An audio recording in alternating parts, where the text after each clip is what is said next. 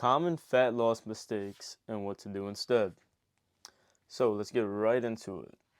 Fat loss mistake number one. We have trying to lose fat with a bad diet.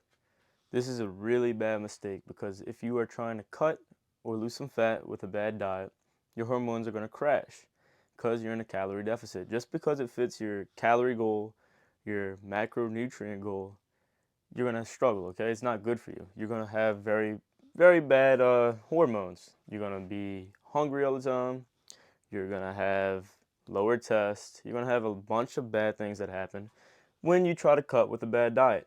Now, don't get me wrong, you can lose weight with a bad diet as long as you hit your calorie goal, because at the end of the day, all you need to do is hit your calorie deficit goal and you'll lose weight. But it will be much harder to lose fat when you're eating a bad diet.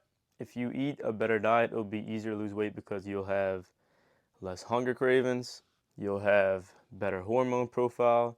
Better hormone profile equals less food cravings, okay? So trying to lose fat with a bad diet is a big mistake, especially as a natural. If you are somebody that boosts or has TRT, tren, anything like that, of course that's going to be easier to lose fat with a bad diet because you do not need certain hormones in your body naturally because you're doing it exogenously, okay? So, fat loss mistake number two. We have cutting calories too aggressively. So some people, whenever they first get into a cut, they want to cut 500 plus calories into a deficit. So let's say your maintenance is 2,500. They'll go straight to 2,000. Now this isn't like the worst cut, but if you do like from 2,500 to 1,500, you are lowering your nutritional intake. This is a very bad thing because if you are cutting calories too aggressively, which relates to number five, but we'll get to that later, you are cutting calories too aggressively, it'll be much harder to maintain this cut, okay? You want to do it nice and slow. Plus, you'll maintain more muscle, you keep the micronutrients you need in your body with more calories, all right? You don't want to go too deep into a cut, limiting your calories too much because that's another way to crush your hormones, and you don't want to do that, okay? Mistake number three, we have not tracking calories. This one's pretty self-explanatory. If you are not tracking how much you are eating, you will not be able to tell for sure if you are in a deficit, okay?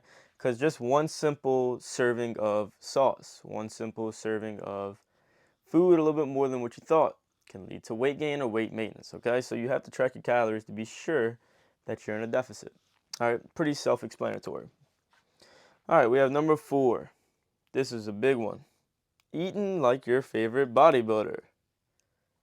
This is a big mistake because a lot of these bodybuilders y'all watch online are not healthy, okay? They're not really healthy. They might look really good, but they're not healthy.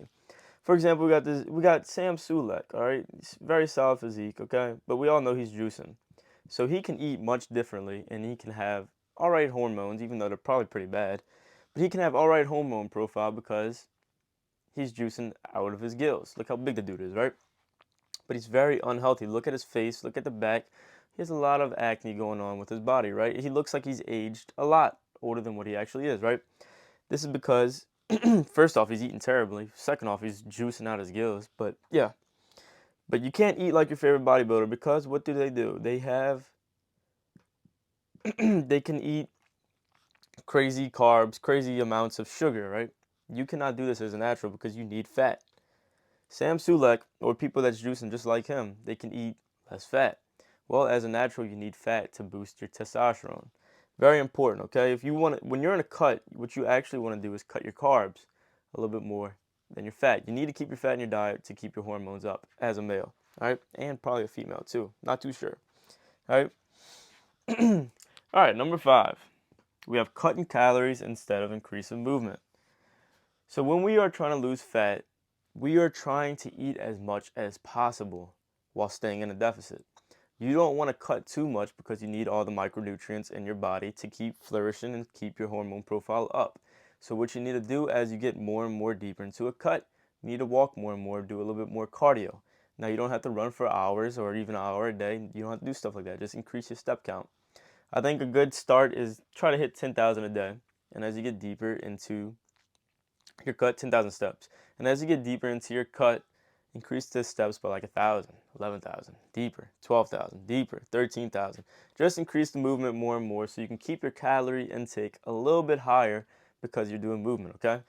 Once you start cutting calories too much, like I said, your hormone profile and all the good stuff you need from calories and food that support all of the beautiful things that go inside your body will plummet if you go too much into a calorie deficit from cutting calories. You want the nutrition in your body to stay, okay? All right, number 6, fat loss mistake number 6. We have not weight training or doing anything that really puts your muscles under stress. So you can do calisthenics, pull-ups, push-ups, dips, stuff like that. But anything that, not weight training. When you're losing fat or in a calorie deficit, you'll start losing some muscle if you're not giving your body the stimulus to keep your muscle on your body. This is another reason why doing too much of a deficit is bad, because you lose more muscle than you have to. All right. So when you're not weight training, you don't give your body the stimulus. Okay. So make sure you're training and doing weights. All right. Whoa. All right. Number 7, we have not eating enough protein. All right. When you are on a cut, you need to eat even more protein than when you're maintaining or bulking, because your body, well, research says your body holds on to more lean mass when you are hitting higher protein intake during a cut. All right, so this would look like, so if you're like maintaining or bulking, you just need probably about 1 gram. I know the research says like 0.7, 0.8 grams per pound of body weight, but I just go 1 pound per pound of body weight, right? Or, so that's when you're maintaining or bulking, all right? When you're cutting, you want to go 1.1 gram at least per pound of body weight, right? At least. I would shoot for 1.2 if you really can, but go at least 1.1 gram to keep as much lean tissue as possible and cut very slowly, okay? Number 8, we have cutting fats instead of carbs. All right, this one might be controversial, but a lot of people think you need carbs. Yes, you do when it comes to building muscle. But the reason we are cutting carbs, well, the reason cutting fats instead of carbs is an issue is because fats are very, very important for your hormone profile, especially your testosterone, okay? So you want to cut the carbs instead of fats, right?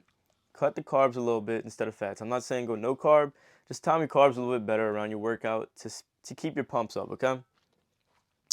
So, what to do instead of this stuff, right?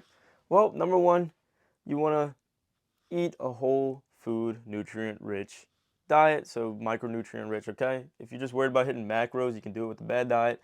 You can feel like poop, and yeah.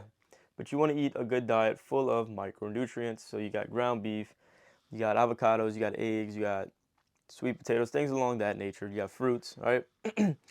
Number 2, you got cutting calories too aggressively. This just means instead of going straight into a 500 or more calorie deficit, I would go anywhere from 2 to 400 calorie deficit and slowly increase or decrease the calories as we go. Number 3, we got not tracking calories. Just track your calories. Number 4, eating like your favorite bodybuilder. Realize that chicken and rice does not have as much micronutrients as maybe ground beef and rice, okay? So go for that instead, right? So, yeah, don't eat like your favorite bodybuilder. Like Sam Sulek, he freaking eats a lot of cereal with processed BS that you don't need, okay? That'll cook you. Bad acne and stuff. All right, number 5, cutting calories instead of increasing movement. So this basically just means before you drop your calories, I would just increase the movement a little bit more, all right? And if you stay plateauing, drop the calories a little bit, like 100 to 200 calories. All right, we got number 6, not weight training. Just go lift. Number 7, not eating enough protein. Eat 1.1 gram per pound of body weight at least. And number 8, we got cutting fats instead of carbs. Do the opposite. Cut carbs before you cut fats, all right? And that's the whole video. If you're interested in building a nice balanced aesthetic physique, I have a program down below, and it's a community in there as well. Full access on the nutrition, diet, well, nutrition and diet the same. Nutrition, training, and the aesthetic muscles and what's exactly to focus on. So if you're interested in that, link below. But anyways, I hope you liked the video. Comment, subscribe, do all the good stuff that YouTube likes, and I'm out. Peace.